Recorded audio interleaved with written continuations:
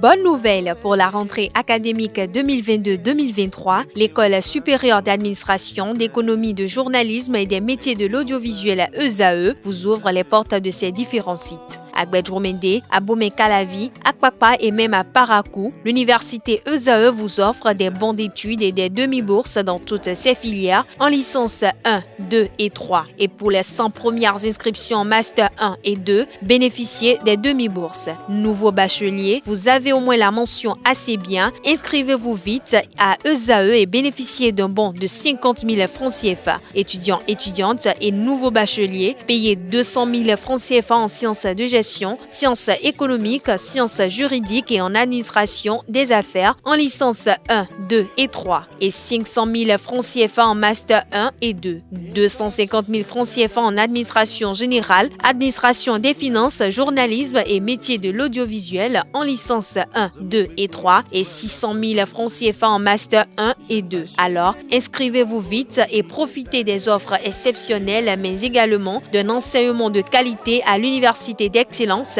ESAE. Infoline 90 93 65 21 ou le 98 98 14 00. ESAE, l'excellence à un nom.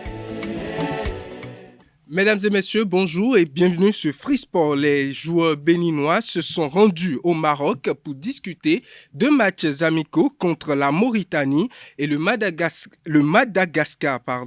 Deux matchs et deux défaites pour les Béninois qui ne se sont pas rassurés. Par l'intermédiaire de son porte-parole, le gouvernement a réagi aux résultats. Wilfried Léon Ngbedji a déclaré que le gouvernement a fait son travail en favorisant le regroupement de l'équipe en terre étrangère pour livrer ses matchs.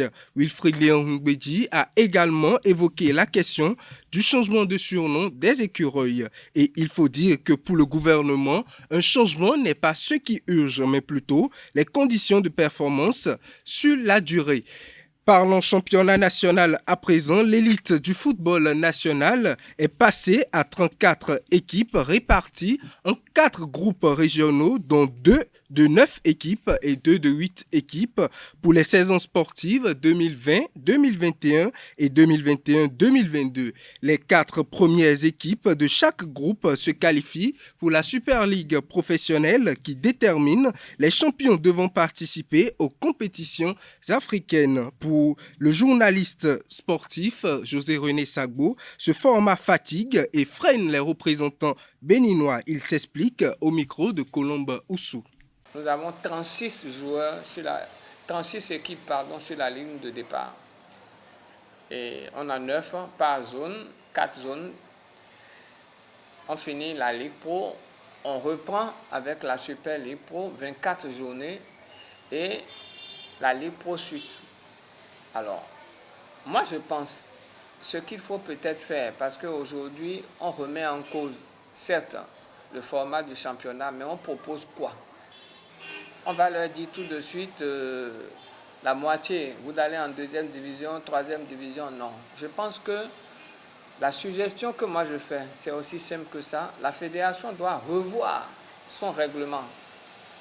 Lors de la première saison par rapport à ce format, c'était écrit noir sur blanc dans le règlement que les équipes qui se qualifient pour la Super League Pro, les 16 sont fondus au niveau de la Ligue 1. Ensuite, ceux qui restent, les 20 qui vont animer la Super League Pro, on va pouvoir dégraisser à ce niveau. Et ça veut dire quoi? La proposition que moi je fais, on fait descendre les 2 derniers au niveau de la phase régionale de poule. On fait descendre les 2 derniers. Ça fait 8 équipes. 8 équipes qui descendent en division 3. Donc, il va rester combien? 12 sur les 20 qui disputent la Ligue Pro. On fait monter maintenant les 2 qui viennent de la Ligue 3. Et ça fait 14 équipes. 14 équipes. Maintenant, on veut à la fin du format, ramener la Ligue 1 à 14 équipes, on annonce d'avance que c'est 4 équipes qui vont descendre et 2 de la Ligue 2 qui vont monter. Donc je pense que si on procède comme ça, la fédération sait en même temps que cette saison, c'est la dernière pour le format actuel. Et à partir de la saison 2023-2024, on retrouvera 16 équipes, les 16 qui se qualifieront pour la Super League Pro.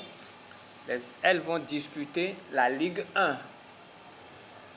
Et les 14 qui restent, la Ligue 2, les 8 derniers.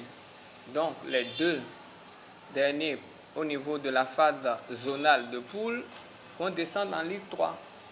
Là, ça va calmer l'ardeur de tout le monde. Mais c'est vrai que c'est épuisant que les équipes fassent la Ligue Pro.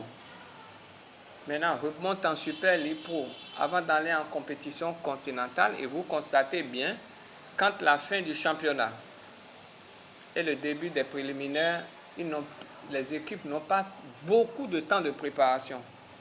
Et ça joue forcément sur le rendement parce que quelque part, les gens en ressentent et voilà. Je pense qu'à partir de là, si on procède, on pourrait déjà commencer par avoir quelques premiers résultats. Mais dans ce format, si on doit garder comme ça, je pense que ça va être très, très, très difficile. Très, très difficile. Et enfin, il est souhaitable que la proposition du ministre d'avoir des sociétés par derrière pour soutenir les clubs, que ça devienne enfin réalité parce que très peu de clubs sont en règle actuellement. Elle n'organisera pas. La polémique subsiste toujours autour de l'organisation de la Coupe d'Afrique des Nations 2025 par la Guinée. C'est la raison pour laquelle le président de la Confédération africaine de football, Patrice Motsepe, va se rendre à Conakry. Il a pour but de rencontrer les autorités du sport guinéen et le colonel Mamadi Doumbouya, qui lui a fait de l'organisation de la Coupe d'Afrique des Nations 2025 une priorité pour la Guinée. Et pour finir cette édition, le Bénin est au Cameroun pour le Grand Prix cycliste international Chantal Biya 2022. Ils sont au total 5 coureurs béninois à s'engager pour cette compétition. Mesdames et messieurs, c'est tout pour Free Sport.